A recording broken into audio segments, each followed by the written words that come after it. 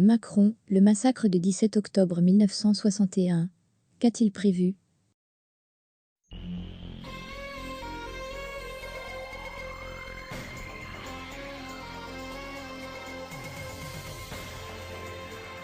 Paris et Alger traversent, ces dernières semaines, une crise diplomatique suite à un dérapage du président français Emmanuel Macron sur l'histoire de l'Algérie.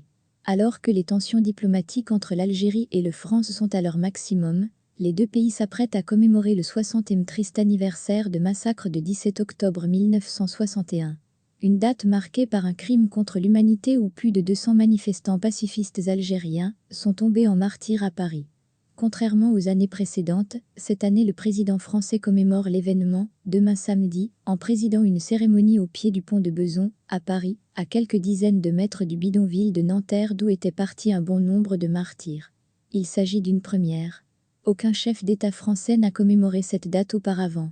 Selon l'Élysée, Macron déposera une gerbe en mémoire les Chouadas, en présence de descendants les victimes, mais aussi les historiens et de romanciers qui ont dénoncé ce drame, longtemps nié par le France.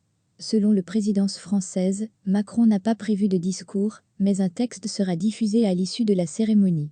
D'un autre côté, certains médias français évoquent une reconnaissance des faits établis.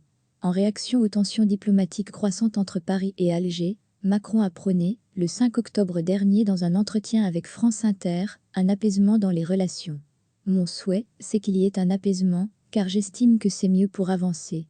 Il y a sans doute des désaccords, mais c'est ça la vie, parler des désaccords, et aussi les partager, avait-il déclaré. Quelques jours plus tôt, la présidence algérienne avait annoncé le rappel de l'ambassadeur d'Algérie à Paris-France, et ce, avant la fermeture de l'espace aérien aux avions militaires français.